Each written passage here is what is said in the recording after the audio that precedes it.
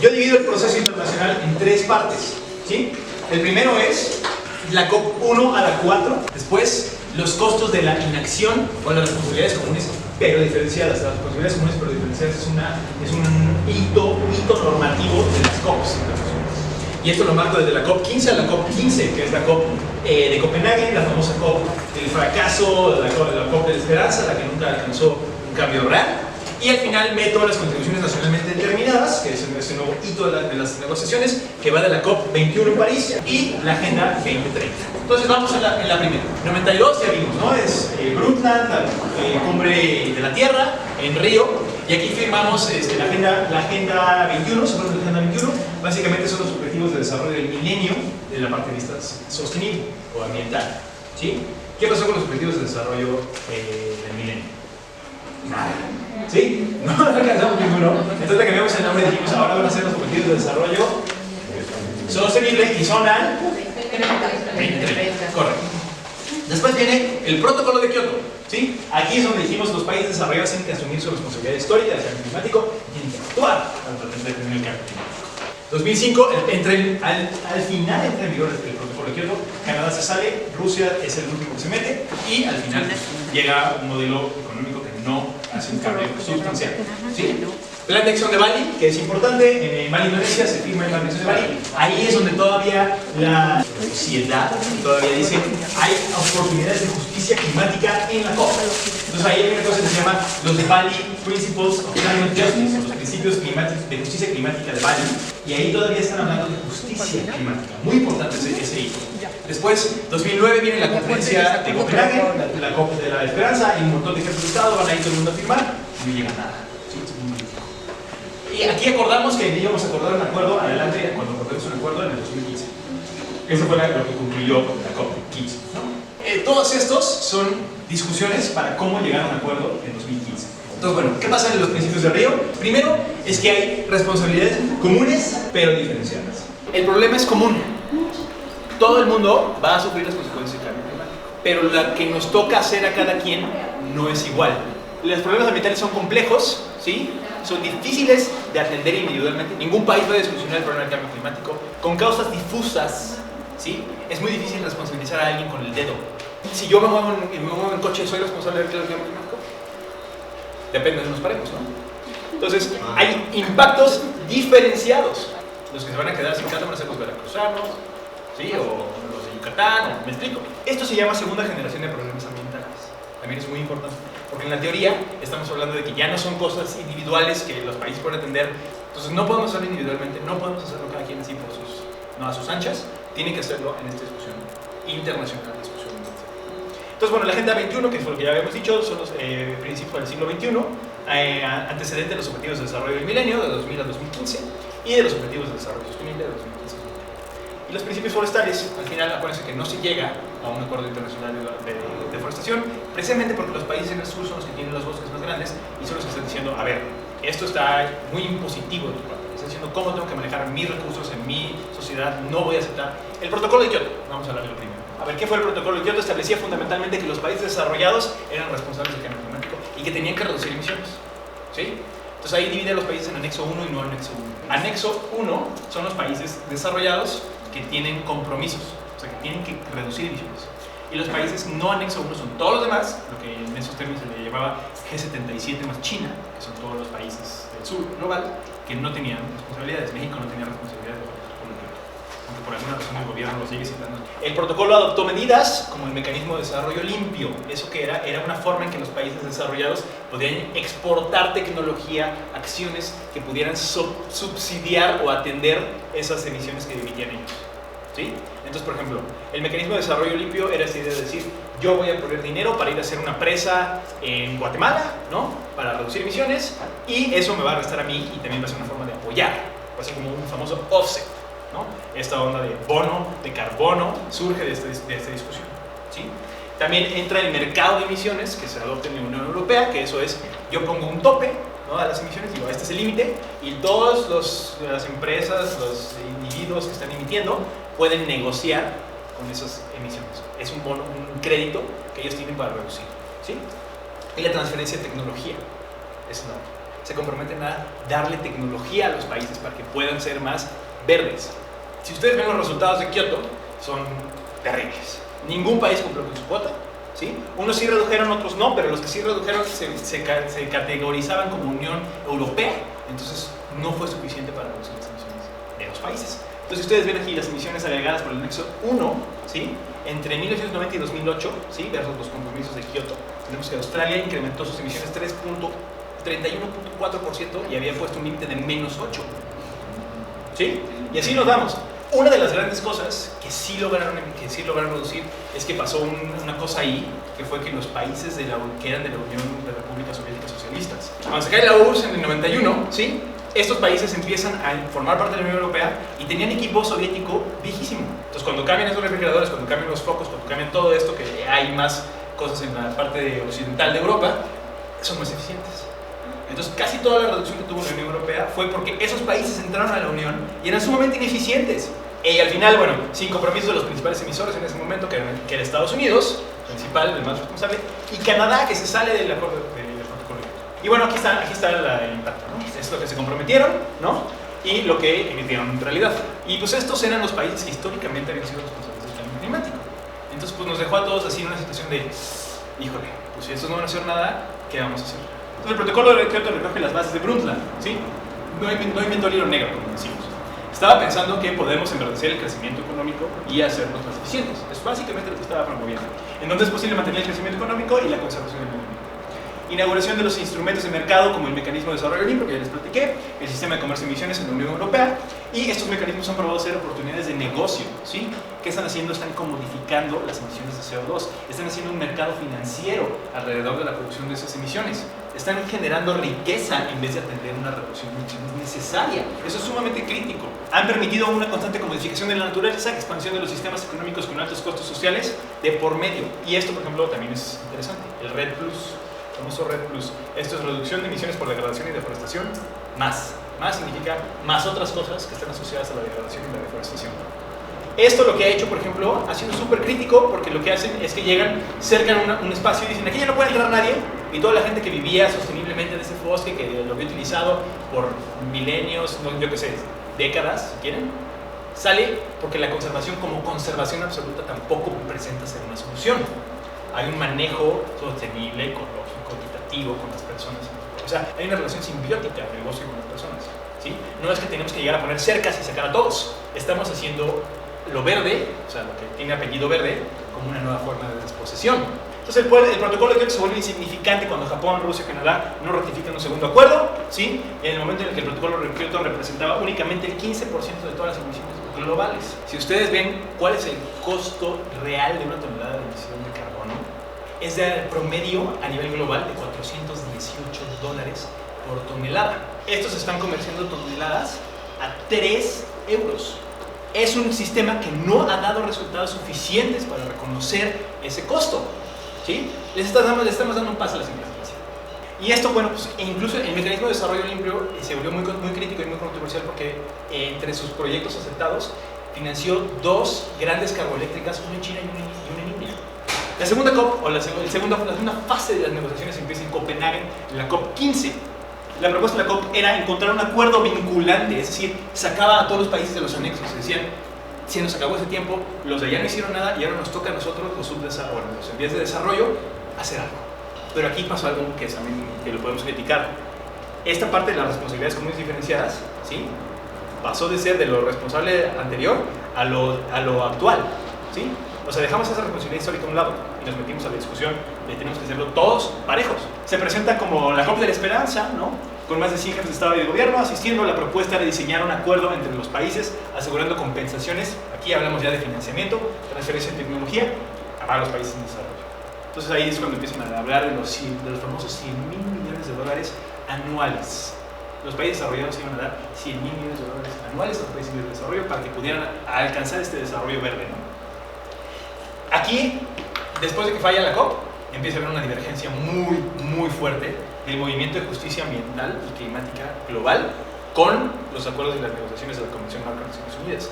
Empezamos a separarnos. Y al final, esta cosa que se llama Climate Gate, de repente, como una página tipo Wikileaks, saca unos correos que parece que están diciendo que los científicos del cambio climático nos han estado mintiendo. La Universidad del Este de Anglia le hackean las cuentas de correo y sacan esta cosa que se llama Climate Gate, y ahí aparece, son conversaciones editadas, pero ahí parece que los científicos están diciendo como, sí, vamos a mentirles que existe el cambio climático para hacer una nueva industria verde y burlarnos de ellos, jajaja. Y de Simón puro y se reían, ¿sí? Pero en realidad fue una manipulación completa de la información, tuvo que ver con una onda ahí de los republicanos en Estados Unidos, pero eso en Estados Unidos incrementó enormemente el escepticismo alrededor del cambio climático. Acuérdense que allá se creen todo lo que les dicen.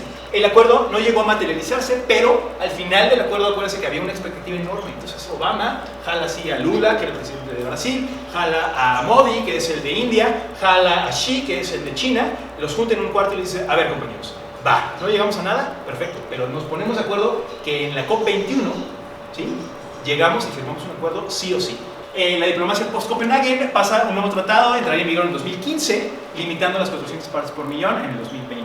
Acuérdense que llevamos en 415 y es 2019. Okay. Incertidumbre sobre el estatuto legal, ¿no? Va a ser un protocolo, va a ser un instrumento legal, va a ser un acuerdo asumido por la capacidad de establecer acuerdos vinculantes. ¿Qué va a ser? ¿Qué vamos a firmar? Todavía no sabíamos. Entonces estas COPs de la 15 a la 21 vamos a usarlas para discutir cómo va a ser ese acuerdo, básicamente. Y un cambio de lenguaje. Dejamos de hablar de compromisos, acuérdense, y empezamos a hablar de contribuciones. Sigue siendo una responsabilidad común pero diferenciada, pero ya tenemos que contribuir. Eso se llama, en el léxico así de la convención, contribución nacionalmente determinada. ¿Sí? Cada país determina que va a reducir. Y en México, en Cancún, se sientan las bases, aquí disculpen, para la creación del Fondo Internacional, que se llama Fondo Verde, que va a repartir esos 100 mil millones de dólares anuales. COP16 a COP20, no pasa nada, son esas discusiones, y luego en la COP al final llevan los detalles para el Acuerdo de París. El famosísimo, infame o famoso, como ustedes le quieren decir, Acuerdo de París, es que se ratifica por 86 países, entra en vigor el 23 de septiembre de 2016, hoy son 158 países, menos Estados Unidos, que no se ha salido porque se tarda 3 años en salirse del protocolo, del acuerdo, pero se va a salir de la Convención de las Naciones Unidas el próximo año. Si gana Trump, probablemente se mantenga, si no, se reintegrará y a ver qué pasa. Objetivo, este es el famoso objetivo, mantener el incremento de la temperatura a de la temperatura promedio mundial por debajo de los 2 grados centígrados con respecto a los límites preindustriales con miras a alcanzar 1.5 para finales del presente siglo. Nótese lo laxo del idioma, no está diciendo nada, está diciendo vamos a tratar, retomar el compromiso de financiamiento de los 100 mil millones de dólares del 2020 al 2050, se supone que el próximo año vamos a empezar a desembolsar 100 mil millones anuales. Establecer metas voluntarias para todos los países, que son las NDCs, que les acabo de decir. Establecer metas de reducción de emisiones y adaptación al cambio climático, progresivamente. Y esta cosa, la ambición.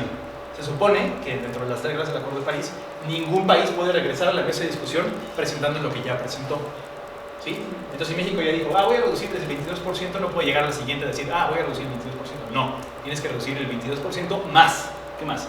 5% más, 3% más, vamos a tener adaptación, vamos a tener deforestación cero antes, no sé, ¿no? Pero un poco la crítica vacía.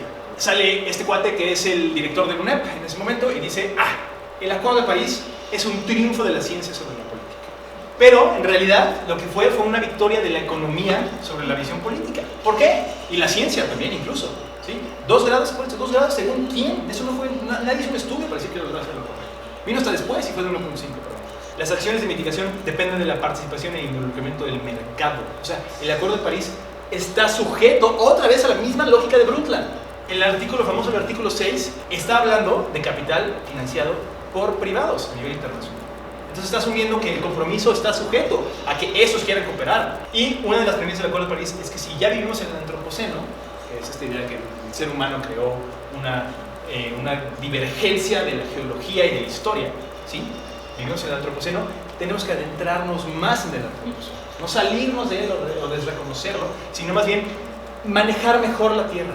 Lean lo que dice el manifiesto comunista, lo hace un instituto que se llama el The Breakthrough Institute, son puros técnicos, puros científicos, ninguno de un interés político, todos son completamente técnicos, y básicamente uno de lo que dice es, podemos solucionar todo a través de la tecnología.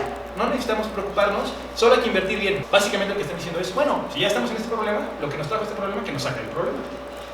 ¿Han visto esa frase de Einstein como de meme? Que seguramente no lo dijo Einstein, pero en los memes sale Einstein y dice como: la definición de locura es querer solucionar el problema haciendo lo mismo que lo causó. Esa discusión, o sea, es lo mismo que están diciendo aquí.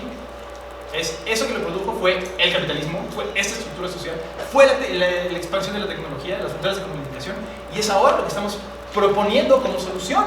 La firma del acuerdo fuerte, comprensivo y vinculante, esa es una pregunta, ¿no? El proceso de negociaciones de la Comisión de Cambio Climático se ha transformado en un proceso torpe, poco flexible y muy burocrático. ¿Sí? Al final se tardan 7 COPs en llegar a un acuerdo, 7 COPs en definir si es 2, si es 1. Falta una crítica contundente del sistema económico. Es difícil operar en un esquema en donde no se puede modificar nada de acuerdo a las estructuras jerárquicas del capital. ¿Por qué no estamos diciendo que el crecimiento económico es un problema? ¿Cuándo fue? ¿Saben cuándo fue? Desde que empezamos a discutir el cambio climático en 1992, ¿cuándo fue el único año en que se redujeron las emisiones de gases de efecto invernadero? Desde el 1992 hasta el 2019. En el 2008. Y fue porque hubo una crisis económica y se redujo la producción de cosas. Énfasis continúa en los instrumentos de mercados, ¿sí? La complejidad de la gobernanza climática se interpone en la firma del paquete que atienda todas las aristas del problema, ¿sí? Y al final hay muy débiles políticas nacionales en los países que mantienen, ¿no?, al margen de la adopción de los tratados internacionales. Eso tiene que ver con Estados Unidos, con que se pueden salir, que no, etc.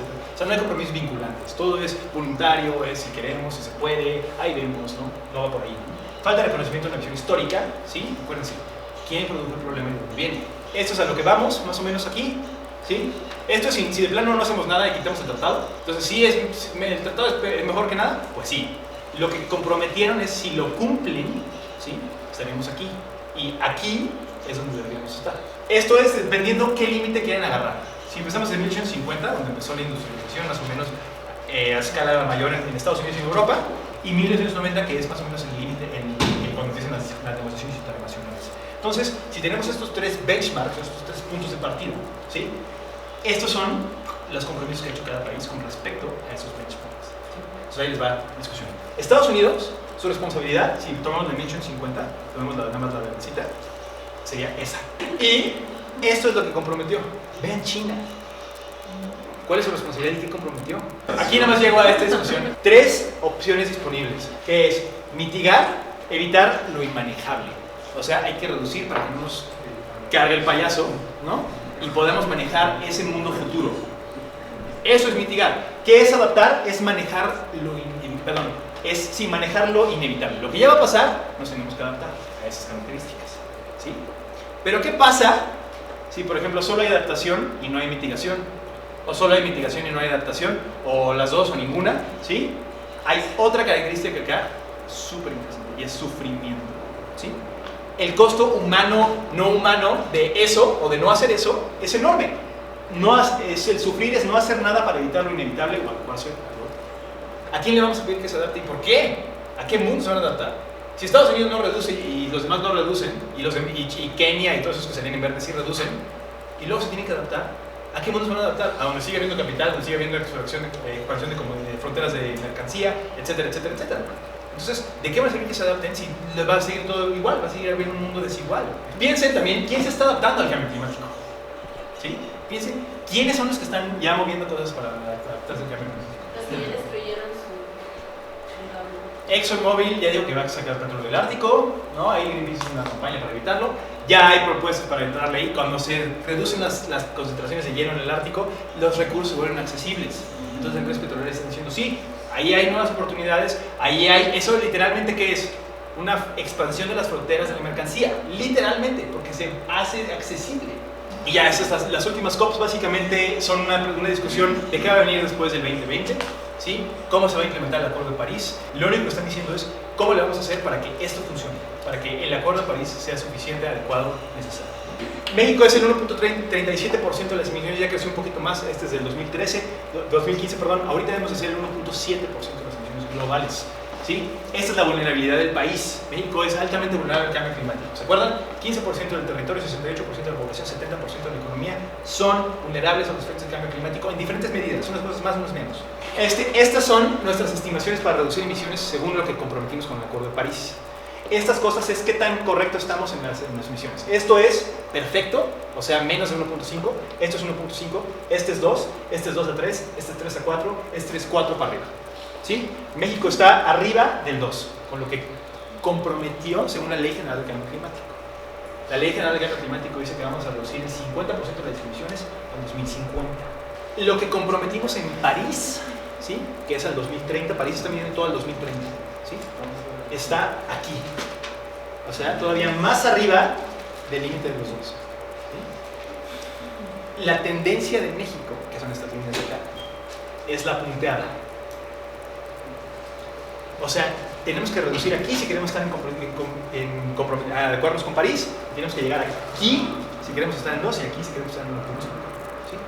El tema es que para acá vamos y no estamos dando ningún indicio de cambiar. Eso es lo que comprometió México, ya no voy a decir, básicamente les voy a decir dos cositas muy importantes. 22% de reducción de emisiones comprometió México, no condicionada, eso es, reducimos 22% sí o sí. ¿Sí? Y luego dijo, pero si los países me dan dinero y me dan tecnología y bla bla bla, voy a reducir el 36% de mis emisiones. El tema es, no es suficiente. Aquí está un poco cómo se ve la gráfica que tiene que hacer México. Esto es lo que se va a hacer normal, o sea, sin hacer nada. Esto es lo que haría en el 22 y luego cumplir con el 50% de la ley. Este brinco de acá a acá yo no sé qué va a pasar, pero todo el mundo va a quedar dormido un año y luego vamos a esperar. Y este es el del 36%, ¿sí? Que es una bajada un poquito más equitativa, ¿no? Justa, un poquito. O sea, el 2050 México tendría que estar emitiendo 100 megatoneladas, más o menos. ¿Sí? ¿Ahorita de cuánto estamos? 685 megatoneladas. Tenemos que estar más o menos en 100. ¿Cómo va la política de México? ¿Cómo hemos avanzado? ¿Sí? Dijimos que del 2010 al 2020 teníamos que reducir 288 megatoneladas, de las cuales hemos reducido 30. El NDC apunta a un pico de emisiones en el 2026. Según el NDC México, en el 2026 vamos a llegar a un pico y vamos a entrar a reducir. ¿Sí? Es el último año que vamos a seguir creciendo. Ese se ve cada vez más difícil de cumplir, y más ahora con refinerías y por no sé qué. Entonces, la meta a largo plazo de la Ley General del Cambio Climático no cuenta con una estrategia de implementación, y para acabarla de fregar, 46% de todas las cosas en las que hacemos o que metemos en el presupuesto de egreso de la Federación no están respaldadas con dinero. ¿Cómo se está dando un proceso de resistencia? ¿Hay una visión alternativa a todo esto? Entonces aquí les dejo tal vez una última propuesta. Existe un creciente movimiento a nivel global de organizaciones locales, movimientos locales, indígenas, no indígenas, rurales, etc., que están resistiendo el avance del despojo, del capital, de la acumulación por desposesión o de la acumulación por contaminación. ¿Sí? El cambio climático y la crisis que suponen no yacen en soluciones individuales, ¿sí? Solo en movimientos sociales y políticos. Necesitamos tener movimientos sociales y políticos. Si lo dejamos todo en una cosa ahí como individual, va a ser una frustración para ustedes, se van a mal viajar horrible porque no van a comer carne, van a comprar el popote, pero no va a cambiar nada. Entonces aquí hay una cosa que Naomi Klein, que ya les mencioné también, y el Movimiento de Justicia Climática de Joel Martínez Alier, que está presentado aquí en el IJOLT, en el Atlas de Justicia Ambiental, le llama Blocadia.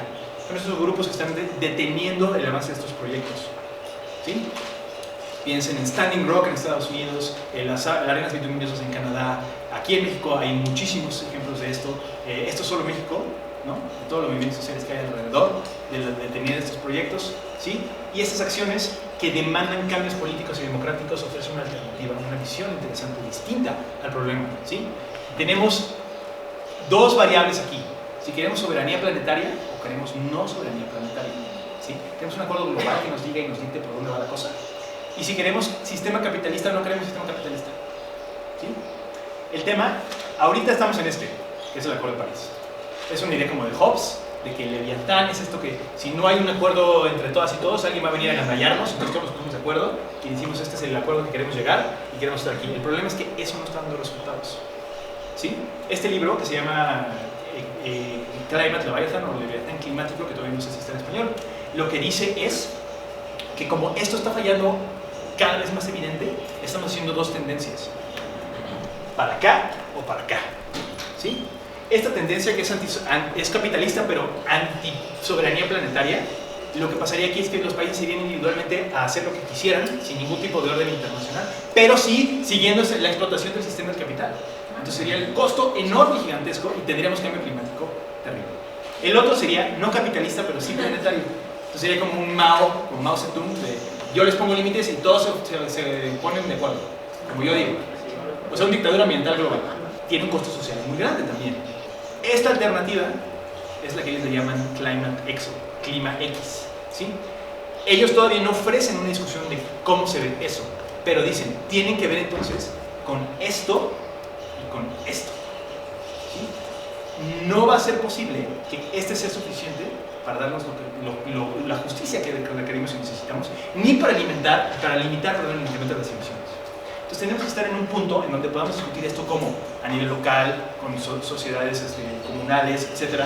Una distinta visión del sistema económico y además uno que nos permita mantener nuestro sistema cultural, económico, tradicional, etc. Esos movimientos sociales de resistencia empiezan a buscar identidades colectivas, empiezan a colectivizar, empiezan a comunalizarse, ¿sí? O comunalizarse alrededor de ese proceso.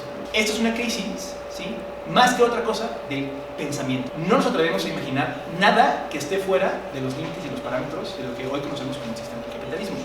Pero la pregunta es, ¿siempre hubo capitalismo? No. Pues no, los egipcios no tenían capitalismo, ¿sí? Ni los griegos, ni no sé qué, no estoy diciendo que eran sociedades perfectas, ¿sí? Tienen muchos problemas. Pero, ¿sí? La principal condición que nos limita a esto es que no nos atrevemos a algo que nos invite a imaginar un futuro diferente, ¿sí? Entonces, una crisis de imaginación también. ¿Sí? Aquí algo que Claudio y yo hicimos fue pensar que tal vez está surgiendo un sujeto transformador de la discusión. ¿Por qué? Porque piensen en el movimiento, no sé, marxista o en el feminista, ¿sí? ¿Quién es el sujeto transformador en el marxista? Pues los obreros. El proletariado que va a tomar los sistemas de producción, ¿no? Y va a cambiar la estructura. En el feminismo, ¿quién es el sujeto transformador? Las mujeres que van a recuperar su cuerpo del sistema opresivo, del capital y del patriarcado y van a transformar la sociedad. ¿Quién es el sujeto transformador del cambio climático? Hasta ahora no era nadie. Era el Tecnofix verde ese que nos están diciendo que constantemente es. Tal vez aquí hay una alternativa interesante. No estoy diciendo que sea la solución, pero ofrece una visión distinta. Hay jóvenes alrededor del mundo que se están diciendo, es mi futuro y es a costa de qué. ¿Sí? Entonces es un sujeto que puede cambiar esa discusión a una visión que tiene que ver más con la ética, con la empatía, con la solidaridad, que no tiene que ver con la competencia y esta expansión de las fronteras económicas.